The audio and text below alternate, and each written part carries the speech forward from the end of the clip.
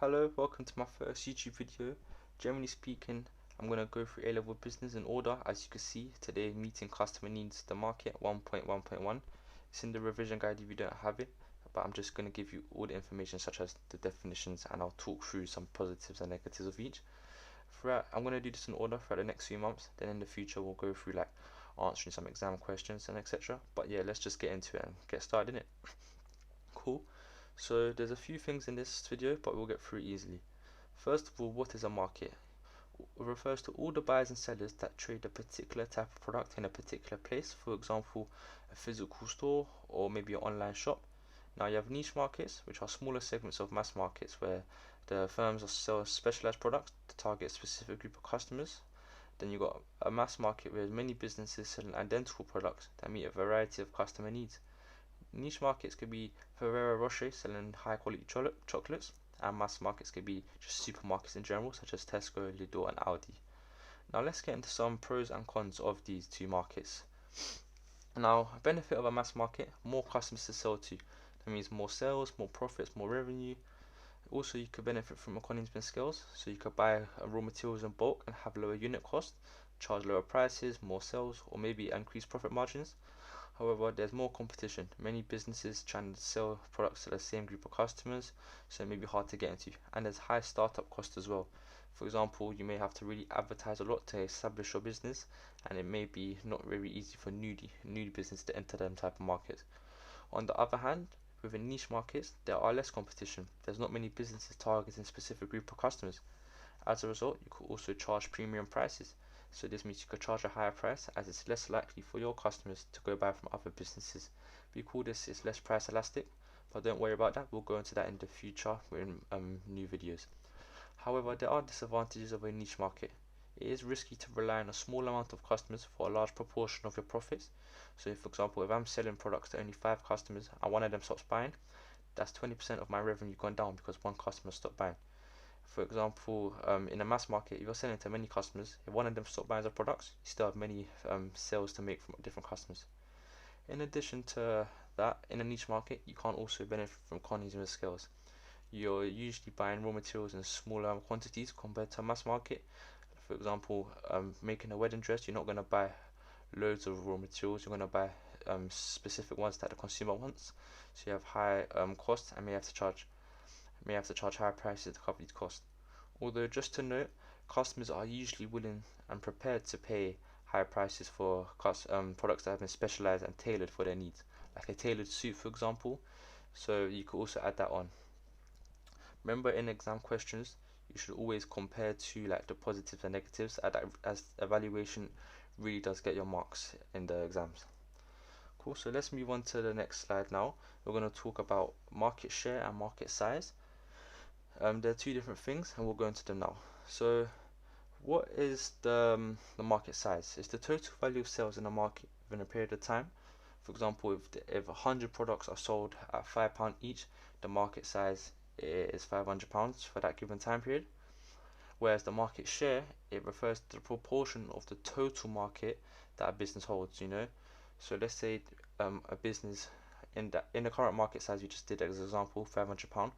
Let's say one business made up £100 of that market size, they own 20% of that market. You can work it out by doing the formula there. You just calculate the firm's total sales within a given time period divided by the total sales in that market for the given time period, and whatever that is, you times by 100. You probably won't be asked to find the market share. You might be, but I generally doubt it. But I just put it there as an extra note for you to take down. And just to let you know, if I'm speaking too fast, because I'm just trying to get through and give you the answers, it's alright to go back and pause the video and make some notes. This is just all for you really to just take in and just revise it yourself. Really, I'm just doing the easy job instead of waffling like other YouTubers maybe do. Let's also move on now. Branding. Now this is probably gonna come up if you're doing A-Level business. Branding just refers to the way a business creates a clear and obvious logo, name, or statement that customers instantly recognize. One of the main advantages is that it differentiates the firm and its products. Differentiate will go into the future, but it just means what makes your products different, and stuff like that. Benefit of this, it makes it less elastic. Again, we'll go into that in the future, but customers are more likely to buy from you, more likely to recognize your brand. Also adds value to your products, so you can charge higher prices. However, disadvantage of branding, it may be an expensive and time-consuming process to advertise, sponsor events, and pay celebrities, etc., to advertise your products. So it may be very costly for a firm and could potentially not lead to a good return if no one just wants to buy, not want to buy products. As you can see in the bottom, it says mass markets do require more branding. This is because there are many more businesses compared to like a niche market where there's only a few businesses. But overall, it's still an important thing for a firm to have. And yeah, there are more pros and cons. I just put two there for you to look at, and you can maybe evaluate into more if you write them down in your exam. Now, nearly at the end now. There's just two more things to speak about in this video. First is dynamic markets, a market that evolves and changes quickly. As you can see in the top right, there's a few examples: innovation, competitors entering and exit the marketing, and one of the main ones is ways and consumers want to shop. As we could definitely see recently, buying and selling products via the internet, which is online retailing. Obviously, one pro is that you have reduced costs. You don't actually have a physical store. You could have increased profit margins or charge lower prices to gain more sales.